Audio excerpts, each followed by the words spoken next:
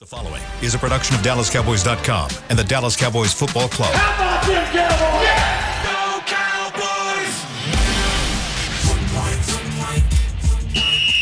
Let's go, baby! Are you ready for a break? Yes. Are you ready for a break? Absolutely. Ready for a break?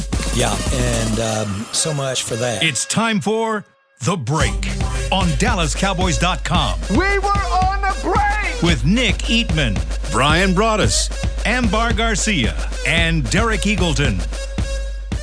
It is Wednesday, November 9th, 2022, Season 18, Episode number 67. Welcome to the latest edition of The Break, live from the SWBC Mortgage Studios at the Star, presented by Miller Lite, the only beer of the Dallas Cowboys. And I got my crew back. Nick Eatman, you've been with me the last few days, but Brian's back. Amber's back. Where was Brian? I was sick Monday. Over. Yeah, no, I'm better, much better. Yeah, let me back over. Heard you on the radio last night, and I was like, "Whoa, what's up here?" Yeah, no, and then I had to go to the other end of the earth to do a show yesterday. I couldn't. If Jerry would have let me borrow the helicopter, I could have pulled this thing off. But I had to go and do my radio show in outside of Fort Worth, so it was kind of hard to transfer back and forth. But I'm happy to be back talking about the Packers. Ms. Garcia, you look like you got a little tan. Do I? Do you?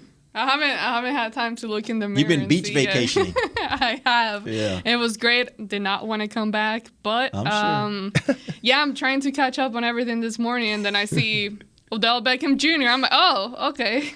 All right, that's the topic. Oh, yeah, I'm sure your email's been blowing up since you've been gone. But I'll clarify, you didn't see Odell Beckham Jr. Not here. No. Saw the news. On the email. I was just about to tweet that. Don't get people excited. It wasn't like a company email where they're like, by the way, Odell's going to be in town. Like, it wasn't that. Not related to emails. Okay, good. I was talking about the website and everything that's going on. Thanks for clarifying that, Nick. Because those things people are asking, when is he coming? And you got some answers? You're the beat reporter. What you got? I've got that. They're interested. Okay. They should be. They need a receiver help. He's going to be available. Jerry loves this kind of move. They've been, trying to get guys. They apparently tried to trade for some, and that didn't work out. And and I mean, here's a. I just think it's a tricky situation. I said this on the radio this morning, 105.3. I said I think there's a lot more decisions you have to make here. This isn't a come help us win these games and get us to the playoffs and Super Bowl maybe. Like this, he wants a multi-year deal. He wants, and then what I think has to happen is it forces you to make decisions on other players that you're not ready to make. They're not ready to make a decision on CeeDee Lamb long term and all that. They're not ready to make some on Pollard and Diggs and all that kind of stuff. And I'm not saying they're not going to keep these guys, but they have to figure once you bring him in for this price, whatever it's going to be, that kind of sets the bar for, all right, well, so you're going to CD and all this kind of other stuff. So I just think it's a little tricky on how it's maneuvered. I think he might get to a point in time where he will take the hired gun approach.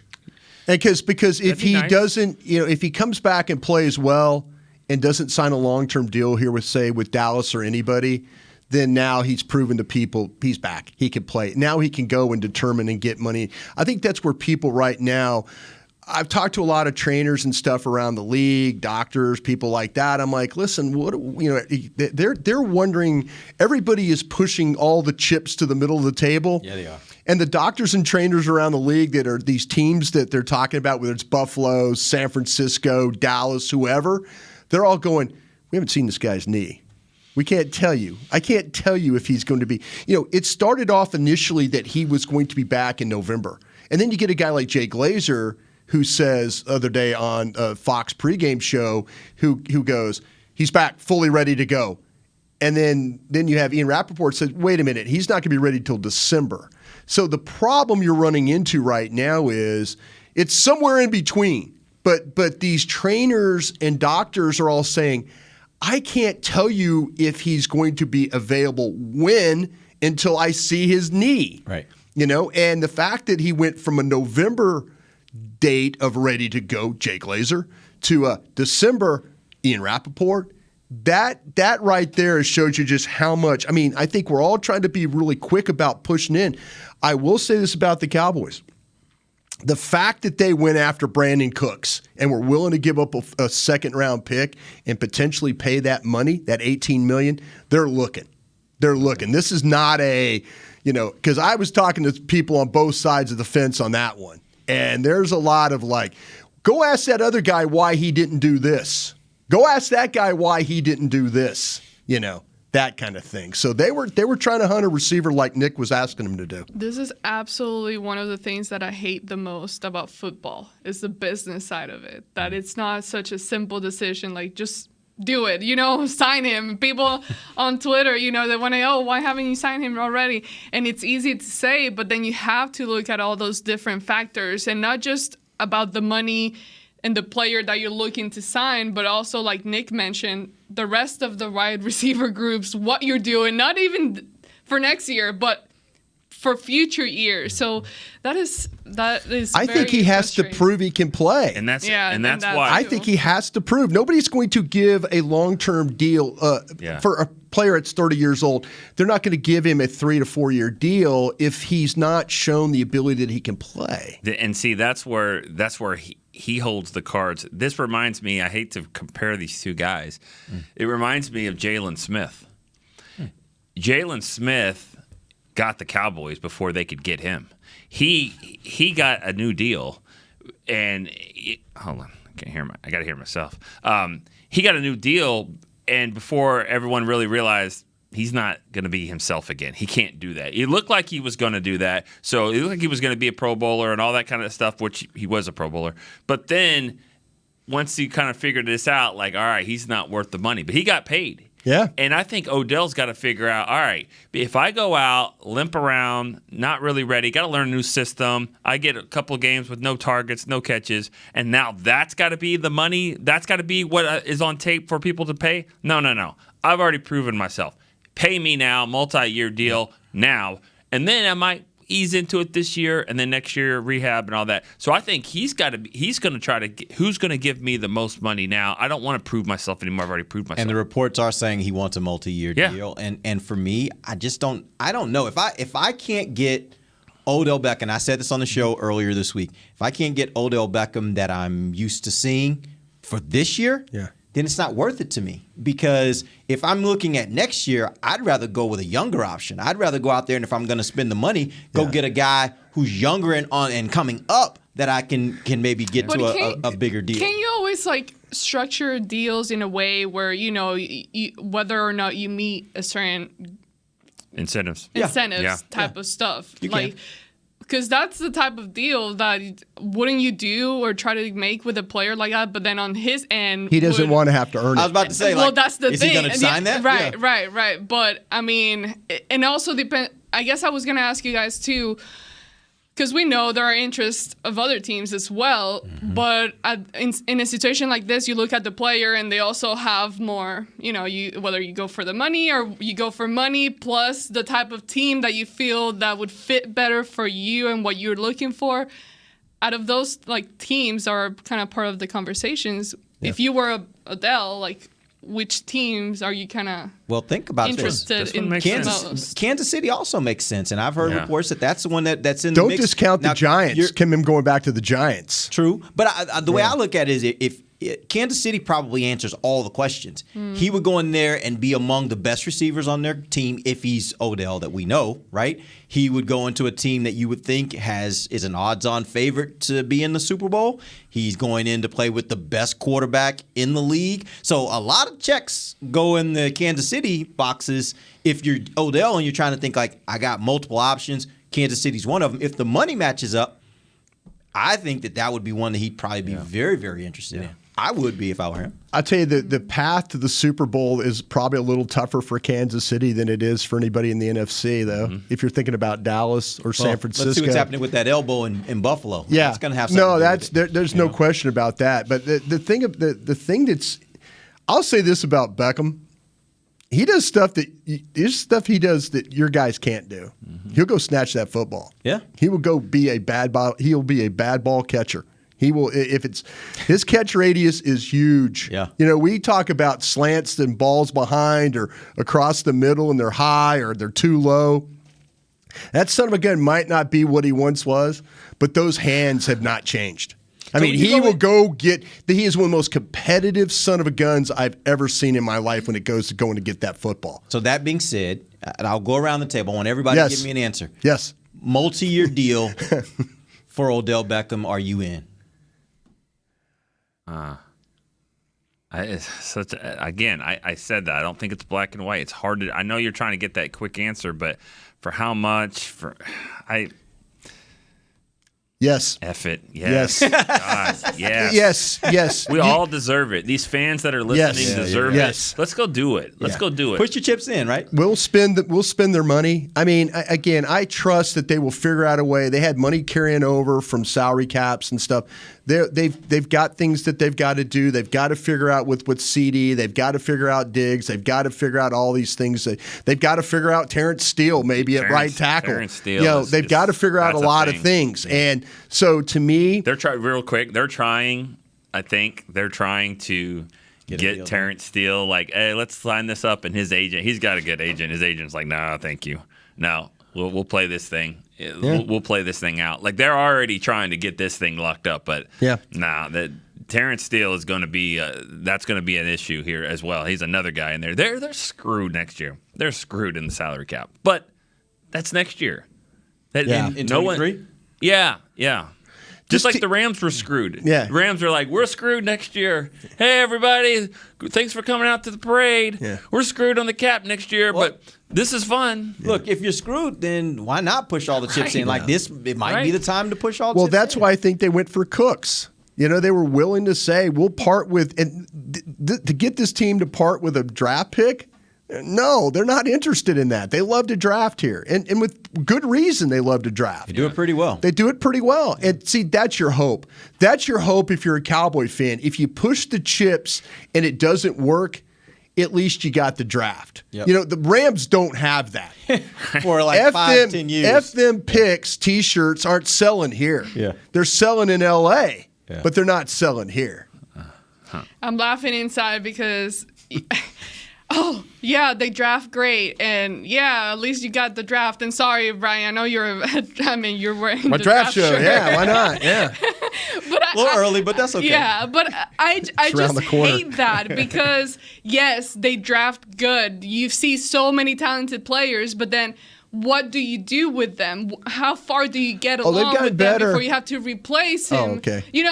That's what I'm saying. The coaching has gotten better, and I know I've been super critical. I mean, I gave Mike McCarthy a Coach of the Year vote the other day.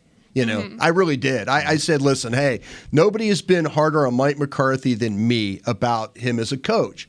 And what he's been able to do, I feel like if you do keep drafting, I trust Dan Quinn. I trust Joe Witt. I'm starting to trust Mike McCarthy. So as long as you let me keep adding players and you don't give all my picks away, I feel like I always got a chance to bring young players in to make up for those cap hits that I'm probably going to have to take messing up. Yeah, absolutely. I know we have to go to break, but real quick, sure. It's just, again, we know no team is ever going to be the same year after year. It's going to change. And then we're looking at draft guys that come in here, and we got to see, okay, how long is it going to take for those guys to develop? Jalen Tolbert, an example. We were thinking he was going to be explosive, or he's going to be relevant this year. He hasn't been. Don't sound logical over there, okay? Okay. Anyways, let's just go to break. No, you were good. But that's my point. It's like at one point you have to be all in. You can't be wasting the guys that you have right now. The defense, the way that they're playing, let's just F it. Go all in this year. It's the third F it I've heard on, now fourth, I heard on this show today. There was? Nick, I've used it twice. Oh, dang. That's the mood today, then. Is that? I mean, make a deal. Hey, if it's on the website. I already see it coming now. Do not make that the title of this episode. If it's on the website. William will title it up the right way. All right, he real knows. quick. We do have to go to break. But before we do, real quick, Nick, give me some injury updates. Obviously, Sam Williams, Malik Hooker look like they're back and able to practice. What's going on with Zeke and Anthony Barr? McCarthy, the head coach of the team, says he's the wrong person to ask, but he's the only person we get to ask, but he says Zeke tells him he's fine. Yeah. And basically, Zeke says he's ready to go. They'll see how it goes. He's not going to practice today, but I think they're going to ramp this thing up. I would imagine I'm leaning towards he would play. You miss a game and then the guy goes for 130 and 3 touchdowns. I mean, your knee feels a little bit better. So especially off a bye week, I think he'll be back. James Washington, they were going to hold him. They were going to start his window this week, and now they're not.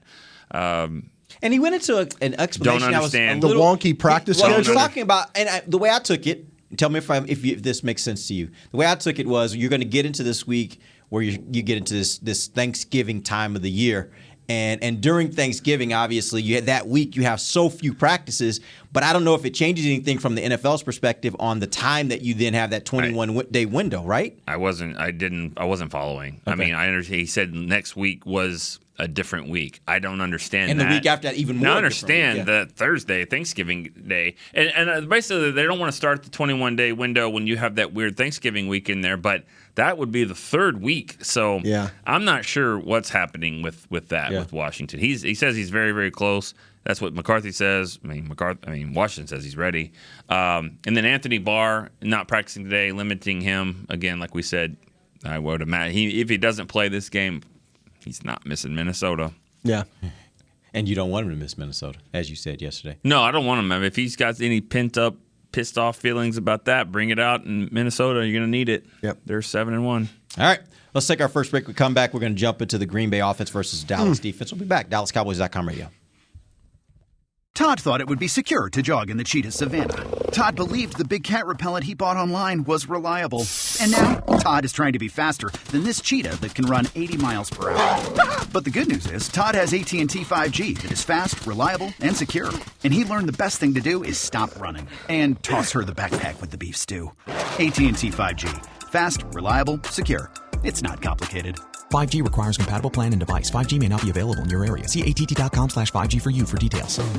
What do you call a group of grown men and women with their faces painted silver and blue who get together every week to share a 3-hour-long ritual of jumping, singing, and toasting Miller Lite in 10-gallon hats while yelling, "How about them Cowboys?" You call it Miller Time in Dallas.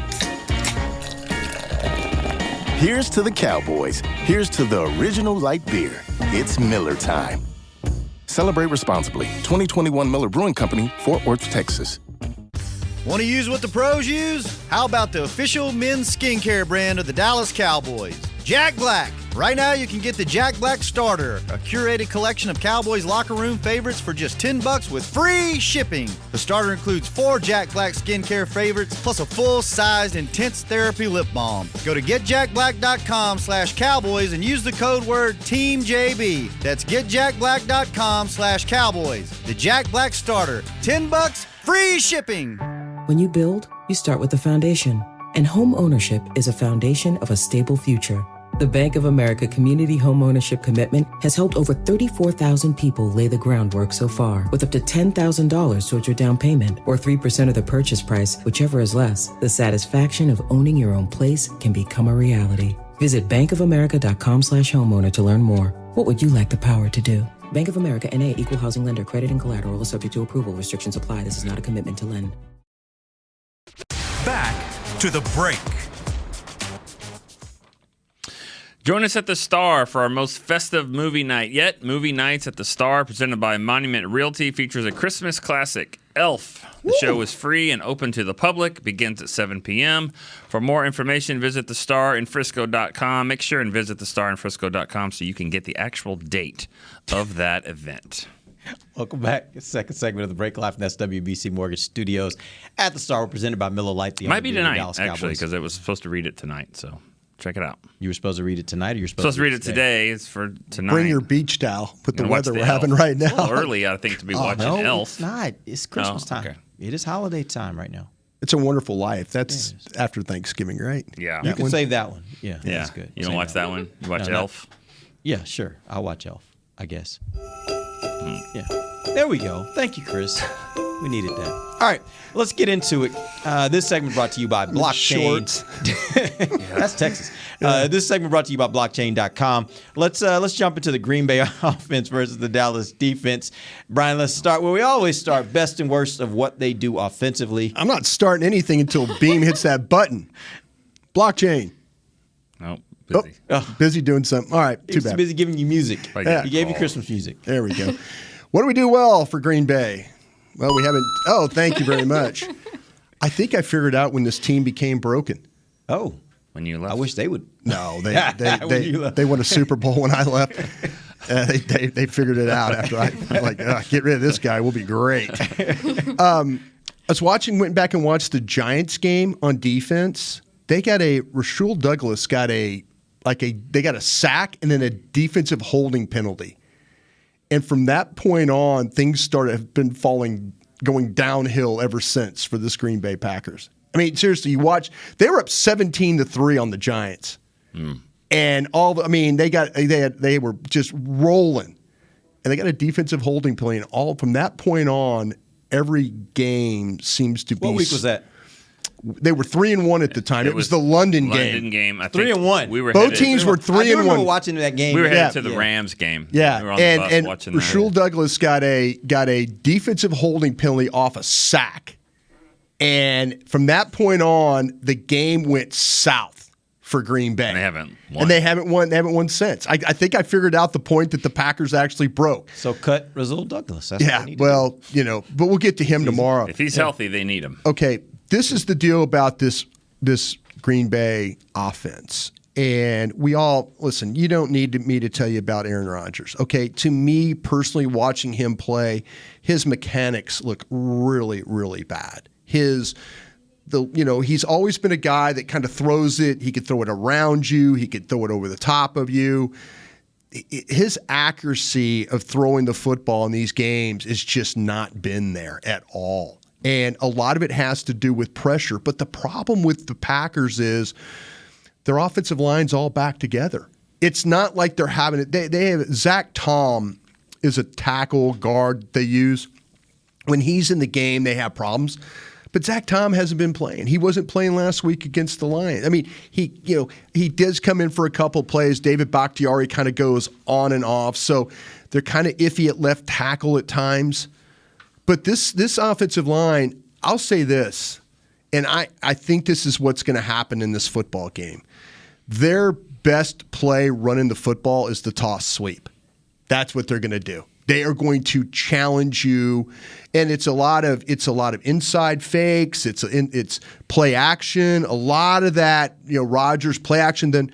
But the toss sweep. This is the play that terrifies me with this Green Bay Packer offense. And I still feel with Aaron Jones, A.J. Dillon, they can still run the football. That is going to be, you just better get ready because they are going to challenge you to stop them from running this football in this game. They are not going to let you collapse the pocket and make Aaron Rodgers look bad in this game. I just don't see. I mean, if it turns into a passing game, the Packers' offensive line, even though it's all their starters, they've given up pressure.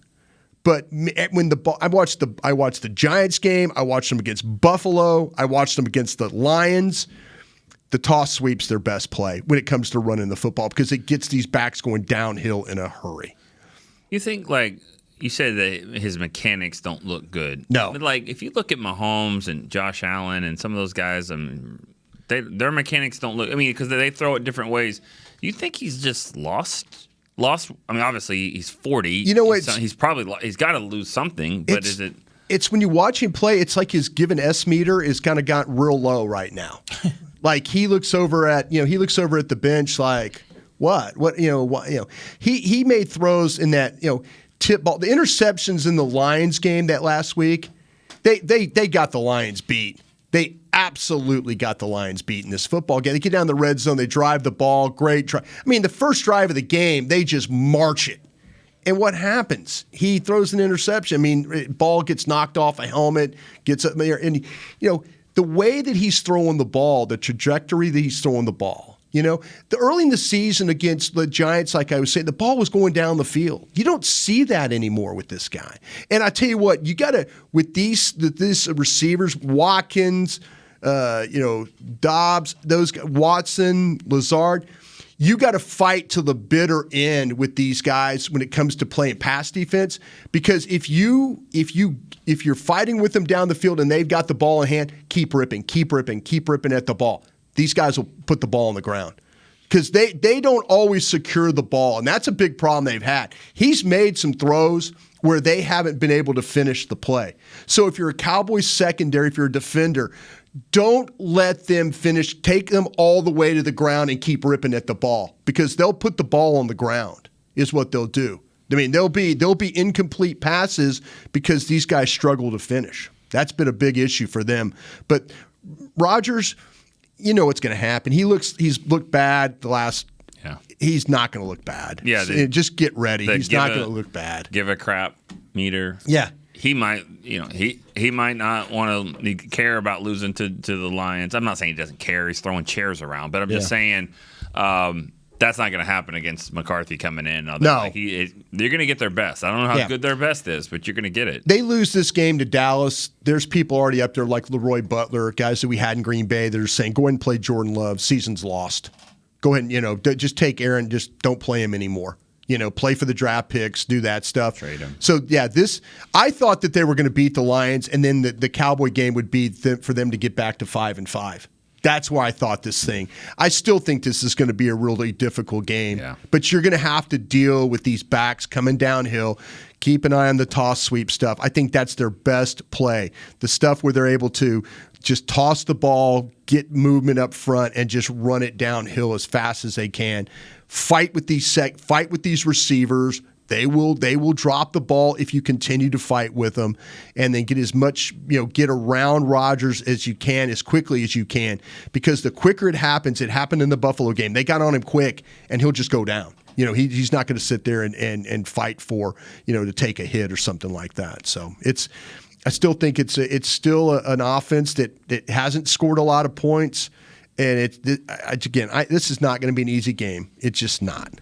Yeah, well, that's what I was looking at all the games they've played so far, and the highest scoring game, the two that they've won. One was against the Patriots, and the other one against the Bears. It was 27. Patriots didn't have their quarterback. They lost Mac Jones during the game, and they should have lost the game. And to be honest with you, before they went to overtime, they didn't. It was a missed. I think it was a missed field goal there that messed them up there. But the most points they've scored is 27 points in those victories. And looking at the rest, I mean, they're pretty low scoring games for them. And just kind of going back to what the Cowboys defense has been doing all year, it seems like, and I get it, like sometimes he's the type of player that even in the fourth quarter, he'll keep it in and like make a big play or something, especially against the Cowboys. But looking at the way the Cowboys defense has been playing, it seems like it's very much doable to keep them, like contain him and then just leave it up to It's going to come down to how well this game is going to come down to how well you defend the run. Because if you do not defend the run in this game, they're just going to keep running it. They'll keep the score low. They don't care. They don't want their quarterback to get hit. That's the thing about it is the pressure. They don't want him to have to face pressure. And if they have success running the ball, I see no reason why not to just keep going at it, Because that's how the first drive of the game, I mean, it's a mix of run, pass, and they get down there and they try, instead of running the ball in, they try and throw, and he threw 2 red zone interceptions last week, And then another outside the red zone. And then another one after they got a turnover. Alexander gets a turnover, and then he throws another interception going back, trying to fit the ball inside to Tunyon, the tight end. But to me, the thing that would worry me if I'm a Cowboys, is you better get off blocks and you better be in position to make tackles because the ball is going to come downhill at you. And we've talked about the Lions and people like that, the Bears and how they run the football. Maybe your offense will put more points on and they can't come back. But the thing that would worry me the most about the Packers is that running game. All right, we're going to take our final break. When we come back, I'm going to ask these guys the question, what does the Cowboys defense have to do in order to make sure this isn't a get-right game for Aaron Rodgers? We'll do that when we come back. DallasCowboys.com radio. The season is finally here. For months, we've been gearing up to win. Now it's time for the team that performs on any field, United Ag and Turf. With John Deere zero turns for mowing, compact tractors for loading, mini excavators for digging, Gator utility vehicles for hauling, implements for grading, hay tools for baling. United Ag and Turf, for winning. The official Ag and Turf equipment supplier of the Dallas Cowboys. Visit UnitedAgAndTurf.com for more. Todd thought it would be secure to jog in the cheetah savanna. Todd believed the big cat repellent he bought online was reliable. And now, Todd is trying to be faster than this cheetah that can run 80 miles per hour. But the good news is, Todd has AT&T 5G that is fast, reliable, and secure. And he learned the best thing to do is stop running and toss her the backpack with the beef stew. AT&T 5G. Fast, reliable, secure. It's not complicated. 5G requires compatible plan and device. 5G may not be available in your area. See att.com/5G for you for details. This week! Did you get to work on time? Yeah, but I just realized it's Sunday. Little Sweet says head on home. Dr. Pepper's on its way. So sweet, unique. Baby, there's nothing better. I bet you've probably done something that deserves a Dr. Pepper. Did you invest your nest egg in an NFT? Yeah, and I don't even know what that is. It's a non-fungible token. Everyone's done something that deserves a Dr. Pepper. When you build, you start with the foundation. And home ownership is a foundation of a stable future. The Bank of America Community Home Ownership Commitment has helped over 34,000 people lay the groundwork so far, with up to $10,000 towards your down payment or 3% of the purchase price, whichever is less. The satisfaction of owning your own place can become a reality. Visit bankofamerica.com/homeowner to learn more. What would you like the power to do? Bank of America N.A. Equal Housing Lender. Credit and collateral is subject to approval. Restrictions apply. This is not a commitment to lend. Back to the break. Get your holiday photo with Santa at the Star, presented by Monument Realty. Santa Claus will be at his Cowboys-themed cottage in the Star District across from Ascension. All right, Brad. From November 18th through December 24th, book your visit before December 2nd and save $5 with code STAR5. Visit thestardistrict.com/Santa for more information. I love how Chris goes all in. Like we say we want Christmas, he's going all in. He's going to give us Christmas. Was that Christmas? Yeah. I don't know what he was talking about. I'm thinking so. I don't know what he was talking about. Ho, ho, ho, ho, ho. Be a lot of things. I mean, right. No, it's not. It's one thing. You guys are welcome. Stop. It's one thing. Yeah. Welcome back. It's final segment of the break live from the SWBC Mortgage Studios at the Star, presented by Miller Lite, the only beer of the Dallas Cowboys. Here's my question for you guys. We've talked about Aaron Rodgers. He ain't right now. Question is, how does the Dallas defense keep him from getting right? Because we know that traditionally, Aaron Rodgers has had some moments with the Cowboys that have just killed him and kill fans more than anybody else. How do you make sure he doesn't get right this week? Well, they just made a move to add a defensive end, but it was not David Irving. That's what we've done. David Irving, know how to stop him. No, not random. He's the last time you beat Green Bay was the NFC Defensive Player of the Week. 3 forced played like 12 plays. Didn't have Michael Parsons though. He did not. They signed Terrell Basham from injured reserve back to the roster, activated him. So does he get any playing time at this point? Like, there's so many pass rushers on this team. Where does he fit? Well, Barr may not play. He's banged up, and I don't know. They were rotating those defensive tackles until they moved on from Tristan Hill. They might do the same things with the defensive ends. Yeah. It might be, hey, you're active this week, and somebody may not. You're not. You're not active. Golston, kind of figure out. Maybe. If you're Fowler, not, if you haven't played well enough. Sam Williams. Yeah, I want them playing. I know you do. I know, but they're not better than Basham. Basham had a really good camp. They're not better than Basham. They got more upside than Basham. I don't believe that. Okay. I don't believe that. I think Basham's a good rusher. I think Fowler's a better player than Basham. I don't. Okay. But that's okay. We've disagreed a couple times before. We do it sometimes. Brian, you watch tape at all? What are you dragging me into this for? Can you? I personally like Fowler myself. Thank you. Amber, you want to chime in here? I'm sorry, Nick. That's why. Why did you insist on me saying that? You know should have learned all these years of working together that I didn't want to answer the question. I know. Because you didn't just jump out there with it. No, I did. I was trying to help you here. I thought you were going to say I'd send them both. No, you know me. I'll say this though, but it's going to be about the defensive line in this game. Yeah, it will be. Whether it's Basham, Fowler, whoever's involved, you're going to have to. You're going to have to control this front. You just, the play action game is going to be big. The running game is going to be huge. I just don't. Green Bay. You could say what you want. It's so hard for me to believe that Green Bay would lose 6 games in a row.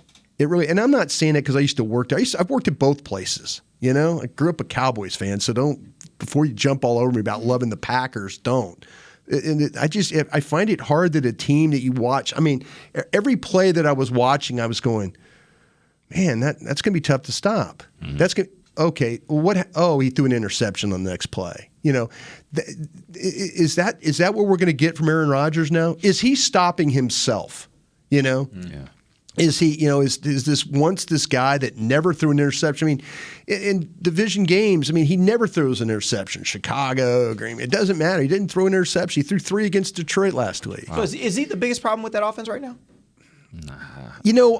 I don't. Let's don't give the bulletin board material there. I'm just saying I don't think so. You know There's what? No way. He does not look like the same player. He just does not look like the same player. But that's what scares me. He's got XFL receivers. I don't know.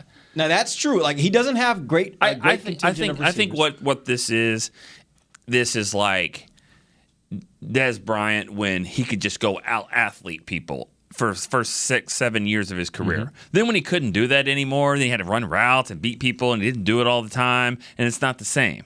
This is like Aaron Rodgers was so good. Whoever you put out there, you could have great. He made Martellus Bennett into a really good tight end. He was a good tight end, but he had a good year. Those guys, Jordy Nelson, Javon Walker, were they really good, or was he, James Jones, or was he making them good? Now that he's dropped off a little bit, he can't make these other guys better like he used to before. I don't think he's the biggest problem. I just don't think he elevates their game like he used to. Mm. No, that's fair. That is absolutely fair. There are throws that he makes, like I say, where you go, wow, what, he used to get away with things. Yeah. That's he used to get away, and still, he's going to get rid of, but there's times when there's like, I saw routes the other night where like guys break inside, and he never misses a route. He finds who your worst guy is, and he's always throwing the ball at the open guy. And there's several times where I'm watching it and I'm going, how do you not see that guy in the middle of the field? How do you not, why is he throwing over here? And that's where I think to me that he doesn't know these guys. He doesn't, Sammy Watkins, Dobbs, Lazard, Watson. He doesn't. Yeah, he's had, you go back to the Giants game. Randall Cobb was playing in that game, and he's ripping the ball down the middle of the field to Randall Cobb because he knows Randall Cobb. He knows where, and then all of a sudden, these guys, now it's kind of like Lazard, I think, is his best option to throw the ball to now that he doesn't have Cobb. But to me, I would try and find a way to stop Lazard in this game, but I keep saying the running game because when things are going bad, what do? Just load up and run the ball and just try and just wear them down. Don't let them rush the passer, wear them down having to defend the run. So let's go a little deeper on that passing game. As of the end of their last game, Aaron Jones left the stadium in a walking boot. Don't know his status at this point. Obviously, they'll start practicing again today, and then we may hear more. They did say that the x-rays are negative. Yeah. But if he doesn't play, how much does that affect their ability? Because they do still have Dillon. He's still a good running back, but Aaron Jones leads them in rushing by a sizable amount. Yeah. If you don't have Aaron Jones, how much does it affect their ability to do it? And particularly when you talk about that toss sweep, he's the speedier of those he is two the backs. one. So how much does that affect what they're able to do? Yeah, I think to me then you take him out. That is all Cowboy fans. If he doesn't play, you should cheer. You should just yay, just give it a big cheer because he's the reason. Like say the power. These two backs, Jones. You're right, Derek. The speed with Aaron Jones, but Dillon and Jones both have this power. Mm-hmm. I can't sit there and tell you I know a lot about Kylan Hill. You know, I mean, he's the third back on the team. They have a practice squad back, that they would obviously have to bring up. They're not going to go in the game with just 2 running backs. But, yeah, Aaron Jones, because they rotate these guys, and it's like what we saw with Detroit. You know, it's a little bit of that. You know, you get these back. Chicago, same way. It's like, they've got these guys. But if Aaron Jones doesn't play, because they use him on the screen stuff too. Yeah, he's a good pass catcher. He's a great pass catcher. So that kills him in that aspect of it too. Really, the complete back in a game. It's funny when you look at they didn't have to face Swift, but they had the Cowboys Swift for Detroit and the other back Williams, and then the Bears had 2, and then the Packers have 2.